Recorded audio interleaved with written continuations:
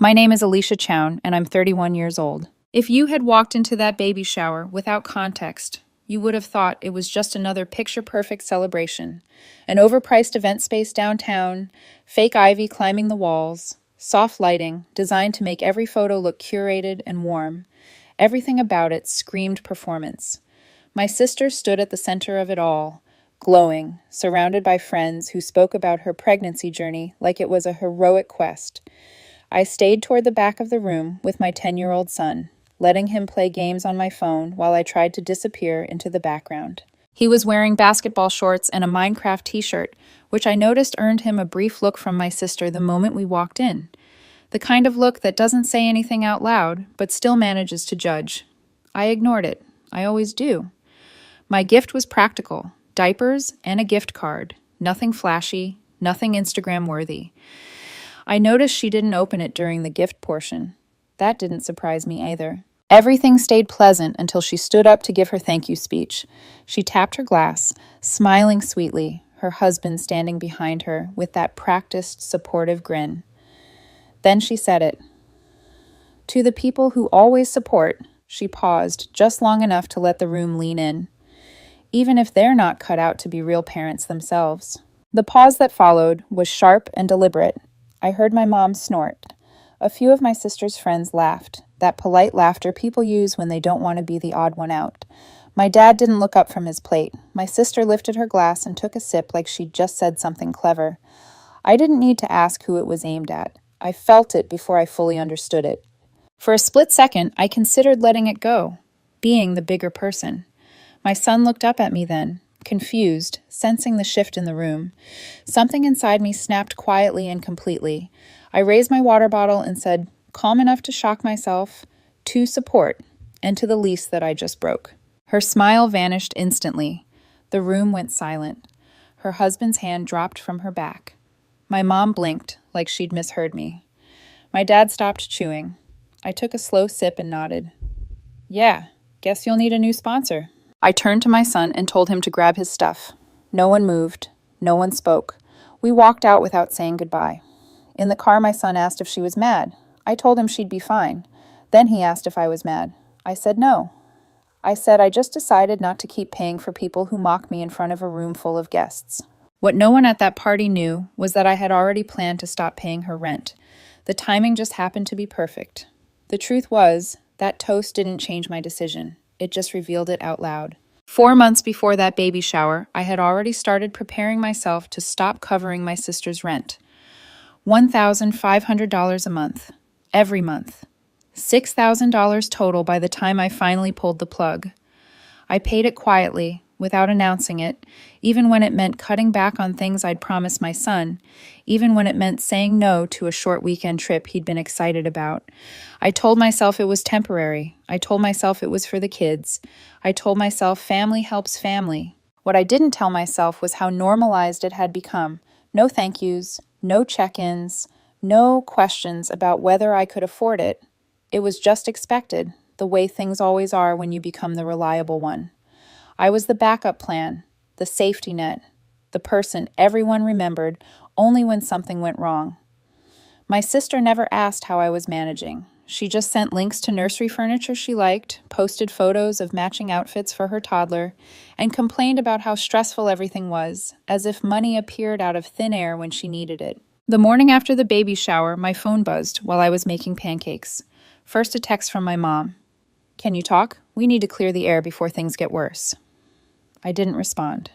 10 minutes later, the call came through. I knew it was a trap before I answered, but part of me still wanted to believe they might finally listen. My mom's voice came first, followed immediately by my sister's, sharp and angry. She didn't wait for pleasantries. So you're just going to humiliate me in front of all my friends and then disappear? I let the silence stretch until she said my name 3 times.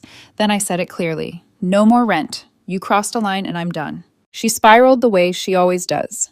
It was a joke. You're overreacting. You ruined a happy moment. My mom jumped in, reframing it as a misunderstanding, throwing out the familiar line about not letting one comment destroy a family. One comment. That comment was just the first time she'd said the quiet part out loud in front of witnesses. You called me a fake parent, I said. You don't get to say that and still expect my money. She went quiet for a moment, then tried a different angle. The baby, the toddler, stability. She said it was cruel to pull support now, that I was abandoning her at her most vulnerable. I could hear my mom in the background whispering that I was being harsh, that maybe I could help just a little longer, maybe $500 a month, just until they found something more permanent. I told them I had already helped more than enough. 4 months, $6,000. I said I didn't owe them a fifth month, or 500, or even 50. Their financial problems weren't mine to solve, and a baby didn't erase what she'd said, especially when she meant it. That's when she got angry. She accused me of doing it to feel superior, of holding money over her head, of never really caring. My mom tried to cut her off, but it was too late. The truth slipped out, raw and ugly, and I laughed. Not because it was funny, but because it was finally honest. I told her if she wanted to keep that apartment, she could figure it out with her husband. Maybe sell one of the designer diaper bags she loved posting about. Maybe Mom and Dad could finally step in. I said my piece and hung up. The next day, my dad called. He didn't yell. He just asked if I was really going to leave my sister stranded with a baby on the way. I asked him if he thought I was a real parent. He didn't answer. That silence told me everything I needed to know. By the end of the week, I had missed calls from both parents, a long voicemail from my sister that started calm and ended with her screaming at someone in the background, and a text from an unknown number that simply said, "You're really doing this to her?" I didn't reply. I wanted them to sit with the quiet for once. Normally I would have caved, sent a "let's talk" message, tried to smooth it over. This time I didn't. I kept living my life. Work, picking up my son, making dinner, and every night another message would pop up, just enough to stir guilt. My mom sent photos of my sister's toddler playing in the apartment with captions about not understanding what was happening. Then messages about stress being bad for the baby. Then the warning. "You'll regret this someday." My dad tried neutrality, which is just taking her side with softer words. He kept asking if I was absolutely sure, reminded me the baby could arrive any week, said uprooting them now felt cold. I asked if he thought what she said at the shower was okay. He didn't answer that either. Then the Venmo request came, $265.34. "Your share for the stroller." I laughed out loud. 2 weeks of silence, no apology, no accountability, and she still saw me as her personal bank. I declined it and sent it back with one message. "Put this toward your next punchline." That's when I knew this wasn't about money anymore. It was about entitlement. And entitlement doesn't stop asking just because you say no once. The Venmo request wasn't a mistake. It was a test. When I declined it, what followed felt less like a family disagreement and more like a coordinated response. My sister didn't text me directly at first. Instead, the messages started coming from everywhere else, like she was outsourcing the guilt. A cousin I barely speak to sent a long paragraph about compassion. An aunt reminded me that pregnancy hormones make people say things they don't mean. A family friend told me she hoped I'd find it in my heart to forgive, as if forgiveness was a switch I was refusing to flip out of spite. That's when I realized my sister wasn't trying to apologize, she was trying to manage the story. She started posting vague things on social media, nothing that named me, nothing that could be directly challenged. Quotes about how money can't buy love. Posts about people who use financial help as a way to control others. Captions about strength, resilience, and being judged unfairly during your most vulnerable moments. The comments were split. Some people praised her. Others asked questions she didn't answer. Screenshots started circulating quietly. I didn't engage. I didn't comment. I didn't defend myself. Silence was the only thing she couldn't twist easily. Then came the parties. About a week after the shower, she hosted a birthday party for her husband. Big backyard setup, decorations, food truck, music, the whole thing. I didn't know about it until I saw photos on Facebook. Everyone was there. My parents, relatives who live hours away, kids running around with gift bags and balloons, everyone except me and my son. No invite, no heads up, just exclusion, delivered casually and publicly. What hurt wasn't missing the party. It was seeing the kids' table in the corner, little chairs, party favors, 4 children sitting there laughing. My son wasn't one of them. He's 10. He's their nephew. And no one even thought to text me. That wasn't an oversight. That was a message. I closed the app and didn't tell my son. What would I say? That we weren't invited because I stopped paying someone else's bills. That family was conditional, and his place in it depended on my usefulness. Later that night, I got a message from one of my sister's friends, someone I'd met once at a barbecue years ago. It just said, "Honestly, good for you. She's gotten used to stepping on people and smiling while she does it. Hope you and your kid are okay." I saved it, not to show anyone, just to remind myself I wasn't imagining things. My mom called a few days later, alone this time. No speakerphone, no sister waiting to jump in. She talked about how much pressure the family was under, how she was just trying to keep everyone together. I let her talk until she finally said it. "What if you don't pay the full rent? Just $500 a month. Just enough so they don't have to move. It wouldn't be forever." I asked her why I should pay anything at all. She said because I was in a better position. Because she's your sister. That was it. That was the argument. I told her being in a better position wasn't a lifetime sentence. It didn't make me the family's financial plan. And being her sister didn't mean I had to accept being insulted publicly and then expected to quietly fund her life. I told her I'd done enough, and that this family needed to stop mistaking my silence for permission. My mom went quiet. Then she said, "Okay," and hung up. I thought that might finally be it, that maybe they'd accept the boundary. But with my sister, nothing ends without one last attempt to regain control. A few days later, an envelope showed up in my mailbox. No return address. Inside was a printed photo from that birthday party. Everyone smiling. My parents front and center, my sister holding her toddler. On the back, written in thick black marker, were 6 words. "You didn't have to make it this way."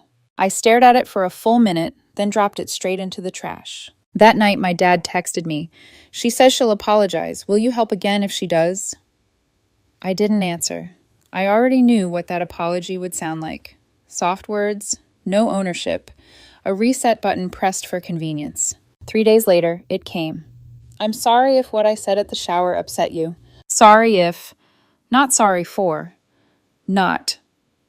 I was wrong. Not I disrespected your husband. Just enough to sound reasonable without admitting anything." When I didn't reply, she followed it up with, "I don't want to fight anymore. Can we just move past it? The baby's almost here." There it was, the cycle, perfectly intact. I archived the thread and didn't respond. That same day, I found out my parents had stepped in to help her financially. They couldn't afford the full amount, so they were splitting it with someone else. Maybe her in-laws, maybe a loan. It didn't matter. They'd done what they always do. Make it work for her. When I needed help years ago after my divorce, I'd gotten lectures about budgeting and responsibility. The contrast was sharp enough to finally feel clean. That was when I stopped feeling guilty. Because this wasn't about one toast or one payment. It was about roles. And for the first time in my life, I was stepping out of mine. 2 months passed with no direct contact, and that quiet felt heavier than the arguments ever had. I started to believe maybe we'd reach some kind of uneasy truce, an unspoken agreement to stay out of each other's lives. My days settled into a rhythm again. Work, school pickups, dinners that didn't end in anxiety. I even let myself breathe a little, like maybe I'd finally stepped off the edge of something. Then the knock came. It was just after midnight, the kind of hour where nothing good shows up at your door. I opened it to find my sister standing there with her 2 kids, eyes red, hair pulled back in a rush, bags on the ground beside her. She didn't say hello. She didn't apologize. She went straight to the point. She couldn't pay the rent. Her landlord had given her warnings. Now she was out. She had nowhere else to go. For a moment, I just stood there.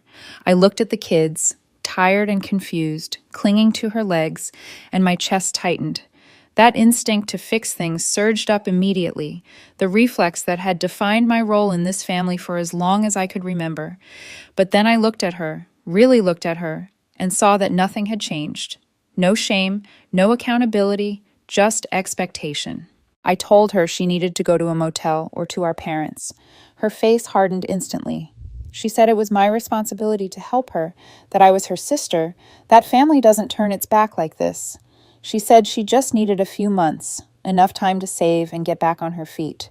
I told her calmly that I couldn't do that she'd burned this bridge herself, that she hadn't apologized, hadn't taken responsibility, hadn't shown any respect for the man she'd insulted or the family she expected to rescue her. She called me cruel. She accused me of choosing my husband over my own blood. I told her yes, without hesitation. I chose the person who had stood by me, who raised my child with me, who never mocked or diminished me. I told her I wasn't doing this in front of her kids, and then I closed the door. She stood outside shouting for a while, calling my name, calling me heartless, saying I'd regret it. I didn't open it again. Eventually, she left and went to our parents' house instead. I barely slept that night, not because I doubted my decision, but because it hurt knowing how deeply broken things had become. I thought that would be the end of it. I thought rock bottom might force some kind of reflection. I was wrong. A few weeks later, while I was at work, my husband called me in a voice I'd never heard before. My sister had shown up at our house again, unannounced, drunk. She was banging on the door, screaming his name. When he opened it, she shoved her way inside, slurring accusations, blaming him for everything. She called him weak. She called him pathetic. She said he'd turned me against my family. He tried to calm her down, told her to sit, to breathe, to leave. That's when she started throwing things. A lamp crashed to the floor. Glass shattered. Then she turned her anger toward our daughter, yelling at her to get out of the way. That was the moment my husband stopped trying to reason. He called the police. By the time officers arrived, she was still shouting, still trying to paint herself as the victim. The security cameras told a different story. They took her away for trespassing. She spent the night in jail. When I got home and heard what happened, something in me went cold. Any sympathy I'd been holding on to disappeared the second I learned she'd terrified my child. There are boundaries you don't cross. She crossed all of them. That night, my husband and I talked until the sun came up. We agreed there would be no more chances. If she ever came back, we'd pursue a restraining order without hesitation. Protecting our family wasn't optional anymore. And deep down, I knew this wasn't the worst of it yet. The arrest didn't shock the family as much as it should have. It stunned them, yes, but it didn't immediately change the story they'd been telling themselves. By the next morning, my phone was already filling up with messages framed as concern. My mom asked if I was okay, but quickly pivoted to whether my sister was all right. My dad wanted to know exactly what happened, then asked if maybe things had been blown out of proportion. That question alone told me everything. Even with police involved, even with footage, even with my child shaken, there was still a reflex to soften what my sister had done. My husband filed a report and gave the officers access to the security footage. He was calm through the whole process, but I could see the toll it took on him afterward. He double-checked the locks. He walked our daughter to her room and sat with her longer than usual, telling her she was safe, that nothing bad would happen. Watching him do that made my chest ache. This was the man my sister called weak. This was the man she said wasn't a real parent, and he was the one holding our family together when everything else tried to tear it apart. The family reaction fractured further over the next few days. Some relatives finally said what they'd been thinking quietly for years, that my sister had gone too far, that her behavior wasn't normal, that the drinking had been obvious. Others took a softer approach, saying she was under pressure, that being pregnant made everything harder, that she needed grace. I noticed how no one suggested grace for my husband, or for my child, or for me. Grace was always reserved for the person causing the damage. My parents argued about what to do next. My dad wanted my sister out of their house immediately. He said she was spiraling and that the kids weren't safe around her in that state. My mom resisted at first, torn between fear and guilt, but then admitted something she'd been avoiding. She'd noticed my sister drinking more heavily. She'd come home late, slurring her words, sometimes while the kids were still awake. My mom said she kept telling herself it was stress, that it would pass. After the arrest, she couldn't deny it anymore. That night, my sister called me from an unknown number. I didn't answer. She left a voicemail anyway, her voice thick with anger and self-pity. She blamed me for everything, said I'd turned the family against her, said my husband had provoked her, said none of this would have happened if I'd just kept helping her like before. Listening to it, I felt something settle inside me with an unexpected calm. She wasn't apologizing. She was still rewriting reality to make herself the victim. There was nothing left to salvage. A week later, my parents told me they were setting conditions. My sister could stay temporarily, but only if she entered counseling, stopped drinking, and followed strict rules around the kids. My dad made it clear that if she broke those conditions, she was out. I didn't argue. I didn't weigh in. That wasn't my responsibility anymore. I had spent years trying to manage her life for her, and it had nearly cost me my own peace. My husband and I moved forward with the restraining order. Filing it felt heavy, like crossing a line you never imagined crossing with your own family, but it also felt necessary. When it was approved, I cried in the parking lot, not because I felt guilty, but because I finally felt protected. I hadn't realized how tense I'd been living until that tension lifted. Life didn't magically get better after that, but it got quieter. We repaired what had been broken in the house. We reestablished routines. My daughter went back to sleeping through the night. I stopped jumping every time the doorbell rang. My parents stopped asking when I'd forgive my sister and started asking how we were doing instead. It wasn't an apology, but it was a shift, and for now, that was enough. I still don't know what will happen to my sister. I don't know if she'll get help or hit another bottom. What I do know is that I can't be the one cushioning her fall anymore. Every time I did, she landed harder the next time. Stepping back wasn't cruelty. It was the only way left to protect the people who actually depended on me. I thought the restraining order would be the end of it. Not peace exactly, but distance. The kind of distance where you can finally stop bracing for impact every time your phone lights up or a car slows down outside your house. For a while, it worked. Weeks passed without a word from my sister. My parents kept communication light and careful, almost formal.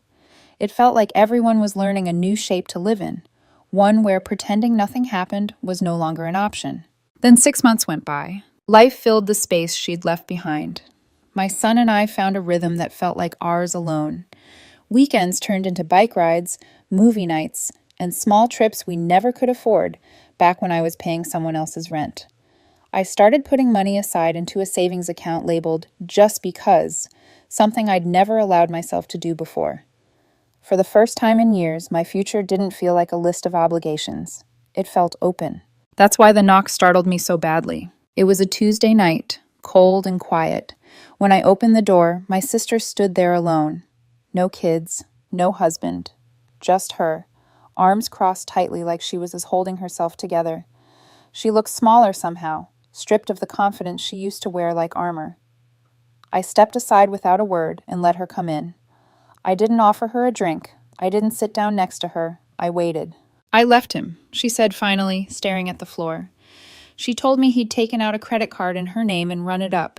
She said the baby was only a few months old and he was working nights, coming home drunk. She'd been staying with our parents, but it wasn't working. She needed a place to stay, just for a few nights, just until she figured things out. There it was, the same ask wrapped in a new story. 6 months ago, I would have folded. I would have told myself it was temporary, that it was for the kids, that family doesn't let family sleep on couches. This time, I felt nothing but a quiet certainty. I told her no, not angrily, not cruelly, just no. She looked stunned, like the word didn't compute. "You're really going to turn me away after everything," she said.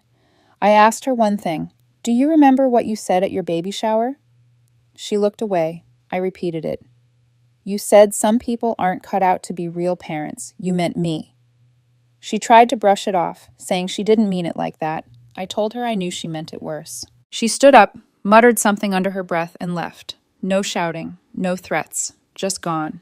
The next morning, my mom texted me. One sentence. She told us you slammed the door in her face. I didn't respond. I hadn't slammed anything.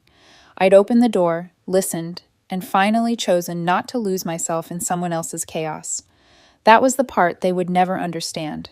To them, love meant endless sacrifice.